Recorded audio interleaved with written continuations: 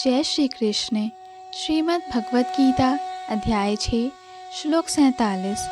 योगिनामपि सर्वेषां मद्गतेनान्तरात्मना श्रद्धावान भजते यो माम स मे युक्तमो मता। और समस्त योगियों में से जो योगी अत्यंत श्रद्धापूर्वक मेरे परायण है, अपने अंतःकरण में मेरे विषय में सोचता है और मेरी दिव्य प्रेमा भक्ति करता है, वह योग में मुझसे परम अंतरंग रूप में युक्त रहता है और सबों में सर्वोच्च है। यही मेरा मत है। अर्थात यहाँ पर भजते शब्द महत्वपूर्ण है। भजते भस धातु से बना है, जिसका अर्थ है सेवा करना।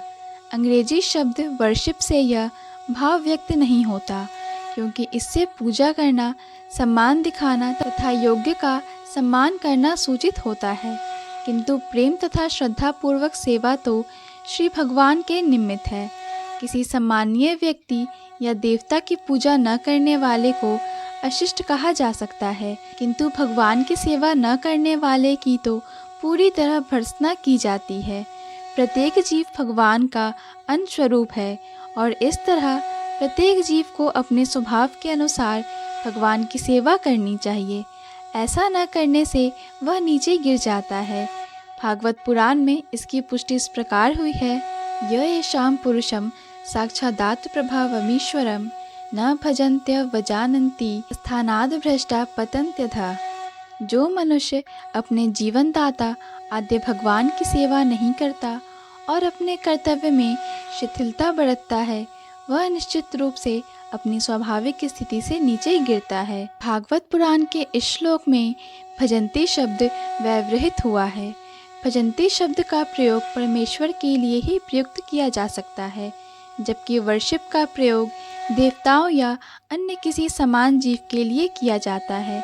इस श्लोक में प्रयुक्त अवजानन्ति शब्द भगवत गीता में भी पाया जाता है। अवजानन्ति मां मूढ़ा, केवल मूर्ख तथा धूर्त भगवान कृष्ण का उपहास करते हैं।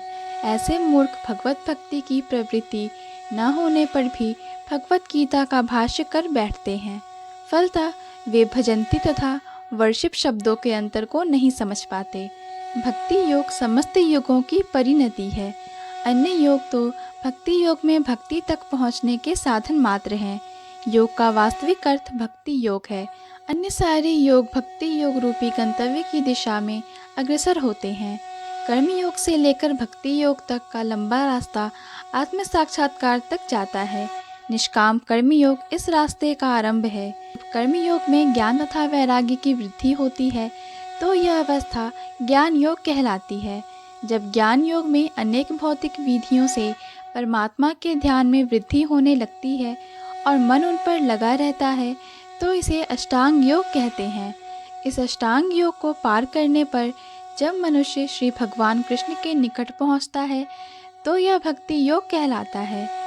यथार्थ में भक्ति योग ही चरम लक्ष्य है, किंतु भक्ति योग का सूक्ष्म विश्लेषण करने के लिए अन्य योगों को समझना होता है। अतः जो योगी प्रगतिशील होता है, वह शाश्वत कल्याण के सही मार्ग पर रहता है।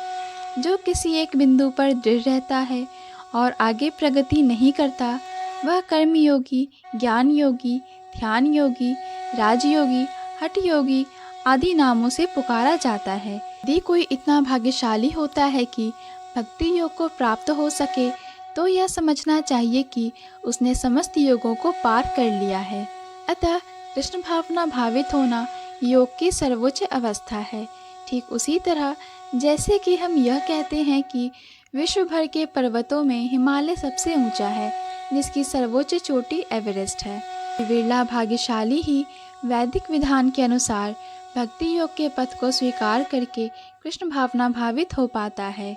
आदर्श योगी श्याम सुंदर कृष्ण पर अपना ध्यान एकाग्र करता है, जो बादल के समान सुंदर रंग वाले हैं, जिनका कमल सदृश मुख सूर्य के समान तेजवान है, जिनका वस्त्र रत्नों से प्रभावपूर्ण है और जिनका शरीर फूलों की माला से सुशोभित है। उनके अंगों को प्रदीप्त करने वाली उनकी ज्योति ब्रह्म ज्योति कहलाती है।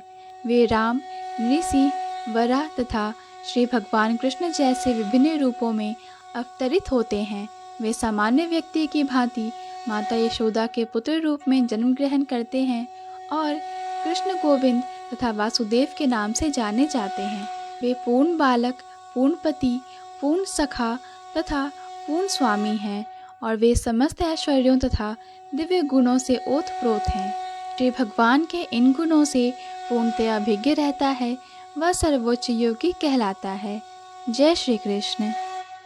इस प्रकार श्रीमद् भगवत गीता के छठे अध्याय ध्यान योग का भक्ति वेदांत तात्पर्य पूर्ण हुआ।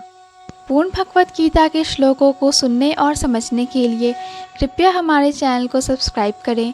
वीडियो पसंद आया हो तो लाइक और शेयर करें।